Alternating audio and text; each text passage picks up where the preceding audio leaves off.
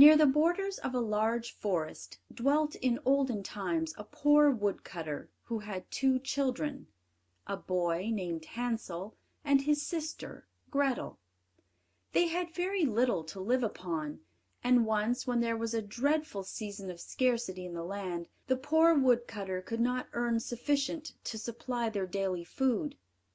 One evening, after the children were gone to bed, the parents sat talking together over their sorrow, and the poor husband sighed and said to his wife, who was not the mother of his children but their stepmother, "What will become of us? For I cannot earn enough to support myself and you, much less the children. What shall we do with them? For they must not starve." "I know what to do, husband," she replied.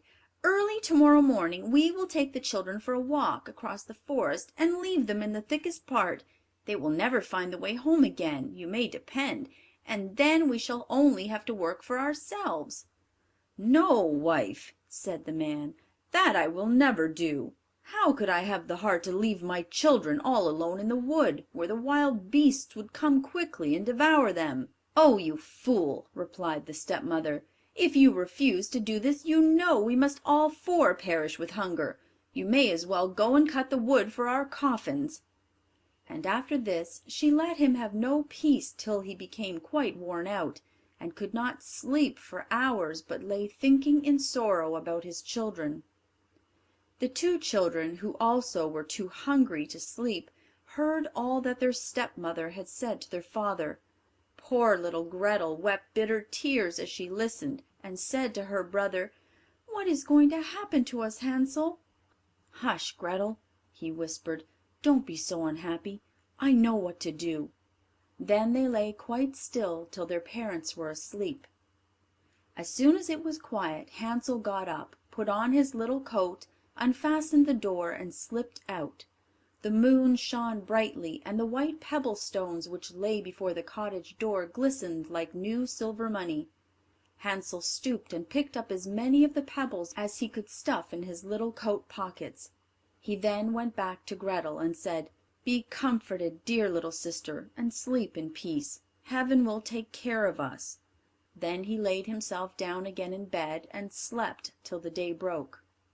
As soon as the sun was risen the stepmother came and woke the two children and said, "Get up, you lazy bones, and come into the wood with me to gather wood for the fire." Then she gave each of them a piece of bread, and said, "You must keep that to eat for your dinner, and don't quarrel over it, for you will get nothing more." Gretel took the bread under her charge, for Hansel's pockets were full of pebbles. Then the stepmother led them a long way into the forest.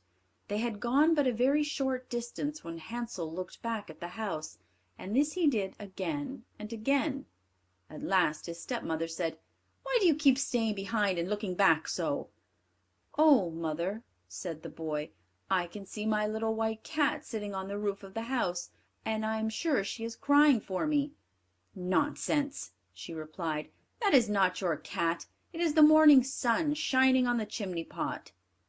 Hansel had seen no cat, but he stayed behind every time to drop a white pebble from his pocket on the ground as they walked.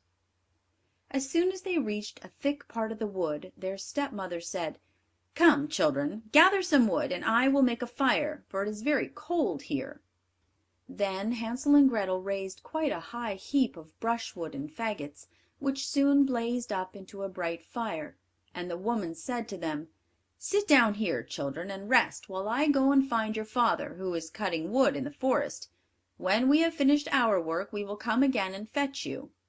Hansel and Gretel seated themselves by the fire, and when noon arrived they each ate the piece of bread which their stepmother had given them for their dinner, and as long as they heard the strokes of the axe they felt safe, for they believed that their father was working near them.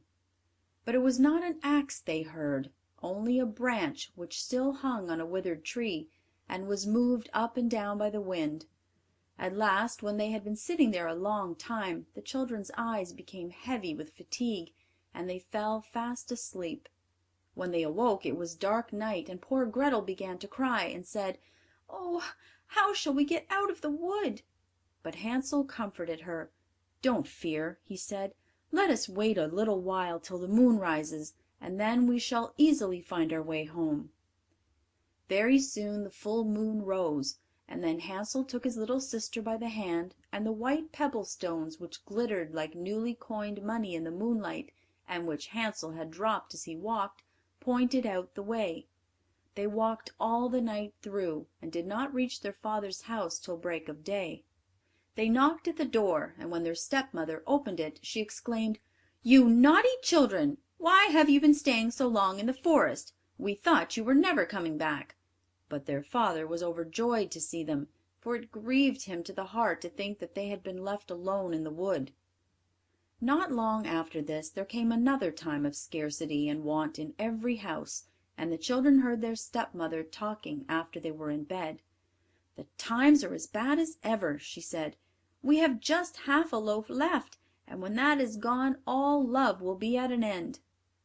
The children must go away. We will take them deeper into the forest this time, and they will not be able to find their way home as they did before. It is the only plan to save ourselves from starvation." But the husband felt heavy at heart, for he thought it was better to share the last morsel with his children. His wife would listen to nothing he said, but continued to reproach him, and as he had given way to her the first time, he could not refuse to do so now. The children were awake and heard all the conversation, so as soon as their parents slept, Hansel got up, intending to go out and gather some more of the bright pebbles to let fall as he walked, that they might point out the way home, but his stepmother had locked the door, and he could not open it. When he went back to his bed he told his little sister not to fret, but to go to sleep in peace, for he was sure they would be taken care of. Early the next morning the stepmother came and pulled the children out of bed, and when they were dressed gave them each a piece of bread for their dinners, smaller than they had had before, and then they started on their way to the wood. As they walked, Hansel, who had the bread in his pocket, broke off little crumbs, and stopped every now and then to drop one, turning round as if he was looking back at his home. "Hansel," said the woman, "what are you stopping for in that way? Come along directly." "I saw my pigeon sitting on the roof, and he wants to say good bye to me," replied the boy. "Nonsense," she said, "that is not your pigeon. It is only the morning sun shining on the chimney top." But Hansel did not look back any more. He only dropped pieces of bread behind him as they walked through the wood. This time they went on till they reached the thickest and densest part of the forest, where they had never been before in all their lives. Again they gathered faggots and brushwood, of which the stepmother made up a large fire. Then she said, "Remain here, children, and rest, while I go to help your father, who is cutting wood in the forest. When you feel tired you can lie down and sleep for a little while, and we will come and fetch you in the evening, when your father has finished his work." So the children remained alone till midday, and then Grethel shared her piece of bread with Hansel, for he had scattered his own all along the road as they walked. After this they slept for a while, and the evening drew on, but no one came to fetch the poor children. When they awoke it was quite dark, and poor little Grethel was afraid, but Hansel comforted her, as he had done before, by telling her they need only wait till the moon rose. "You know, little sister," he said, "that I have thrown breadcrumbs all along the road we came, and they will easily point out the way home." But when they went out of the thicket into the moonlight they found no breadcrumbs, for the numerous birds which inhabited the trees of the forest had picked them all up. Hansel tried to hide his fear when he made this sad discovery, and said to his sister, "Cheer up, Grethel. I dare say we shall find our way home without the crumbs. Let us try." But this they found impossible. They wandered about the whole night and the next day from morning till evening, but they could not get out of the wood, and were so hungry that had it not been for a few berries which they picked, they must have starved. At last they were so tired that their poor little legs could carry them no farther, so they laid themselves down under a tree and went to sleep. When they awoke it was the third morning since they had left their father's house, and they determined to try once more to find their way home, but it was no use. They only went still deeper into the wood, and knew that if no help came they must starve. About noon they saw a beautiful snow-white bird sitting on a branch of a tree, and singing so beautifully that they stood still to listen. When he had finished his song, he spread out his wings and flew on before them. The children followed him, till at last they saw at a distance a small house, and the bird flew and perched on the roof.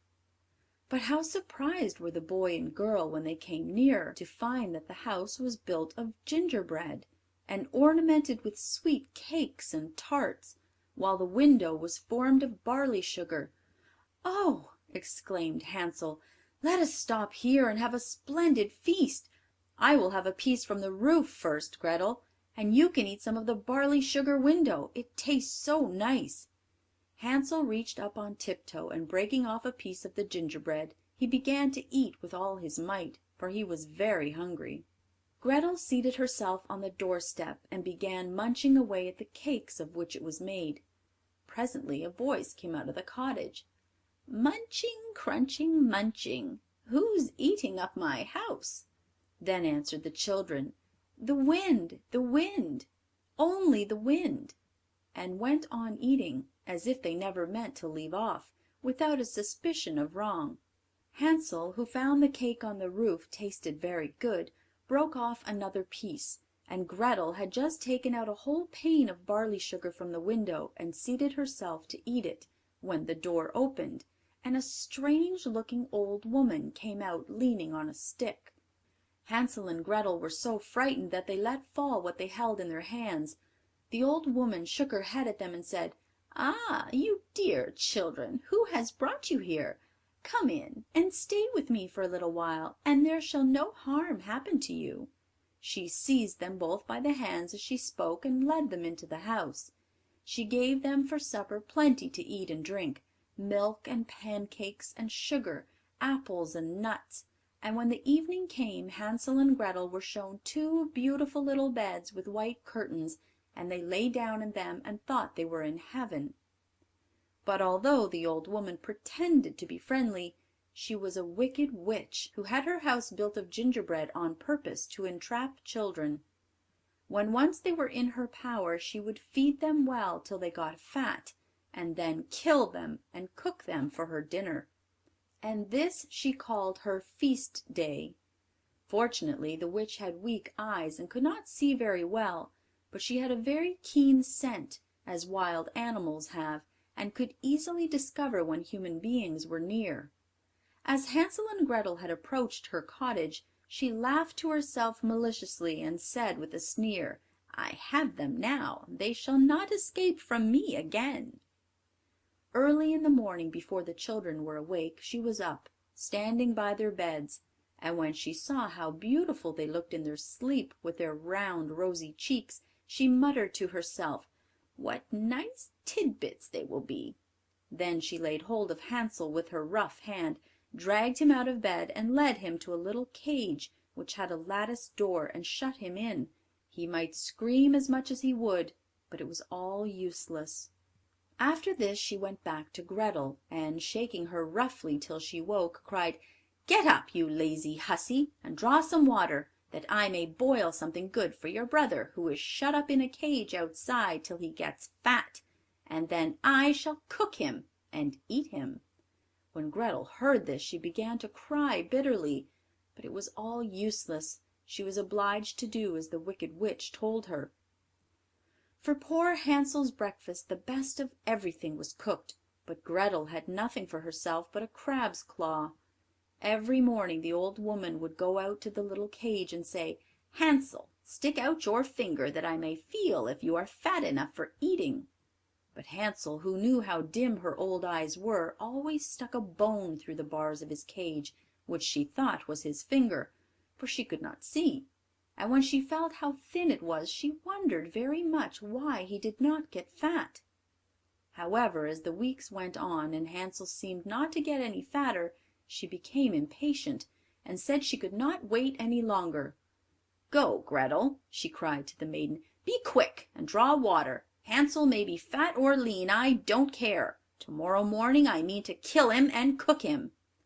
Oh, how the poor little sister grieved when she was forced to draw the water, and as the tears rolled down her cheeks, she exclaimed, "It would have been better to be eaten by wild beasts, or to have been starved to death in the woods.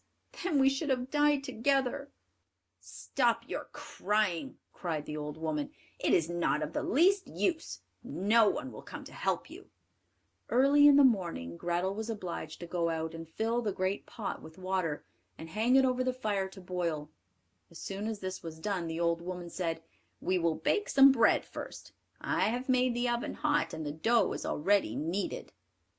Then she dragged poor little Gretel up to the oven door, under which the flames were burning fiercely, and said, "Creep in there, and see if it is hot enough yet to bake the bread." But if Gretel had obeyed her, she would have shut the poor child in and baked her for dinner, instead of boiling Hansel. Gretel, however, guessed what she wanted to do, and said, "I don't know how to get in through that narrow door." "Stupid goose," said the old woman. "Why, the oven door is quite large enough for me. Just look, I could get in myself." As she spoke, she stepped forward and pretended to put her head in the oven. A sudden thought gave Gretel unusual strength. She started forward, gave the old woman a push which sent her right into the oven. Then she shut the iron door and fastened the bolt. Oh, how the old witch did howl! It was quite horrible to hear her, but Gretel ran away, and therefore she was left to burn, just as she had left many poor little children to burn. And how quickly Gretel ran to Hansel, opened the door of his cage, and cried, "Hansel, Hansel, we are free! The old witch is dead!" He flew like a bird out of his cage at these words, as soon as the door was opened, and the children were so overjoyed that they ran into each other's arms and kissed each other with the greatest love. And now that there was nothing to be afraid of, they went back into the house, and while looking round the old witch's room, they saw an old oak chest, which they opened, and found it full of pearls and precious stones. "These are better than pebbles," said Hansel, and he filled his pockets as full as they would hold. "I will carry some home too," said Gretel, and she held out her apron, which held quite as much as Hansel's pockets. "We will go now," he said, "and get away as soon as we can from this enchanted forest." They had been walking for nearly 2 hours when they came to a large sheet of water. "What shall we do now?" said the boy. "We cannot get across, and there is no bridge of any sort." "Oh, here comes a boat!" cried Gretel, but she was mistaken. It was only a white duck, which came swimming towards the children. "Perhaps she will help us across if we ask her," said the child, and she sung, "Little duck, do help poor Hansel and Gretel. There is not a bridge nor a boat. Will you let us sail across on your white back?" The good-natured duck came near the bank as Gretel spoke, so close indeed that Hansel could seat himself, and wanted to take his little sister on his lap, but she said, "No, we shall be too heavy for the kind duck. Let her take us over one at a time." The good creature did as the children wished. She carried Gretel over first, and then came back for Hansel. And then how happy the children were to find themselves in a part of the wood which they remembered quite well. And as they walked on the more familiar it became, till at last they caught sight of their father's house. Then they began to run, and bursting into the room threw themselves into their father's arms. Poor man! He had not had a moment's peace since the children had been left alone in the forest. He was full of joy at finding them safe and well again, and now they had nothing to fear, for their wicked stepmother was dead. But how surprised the poor woodcutter was when Gretel opened and shook her little apron to see the glittering pearls and precious stones scattered about the room, while Hansel drew handful after handful from his pockets. From this moment all his care and sorrow was at an end, and the father lived in happiness with his children till his death.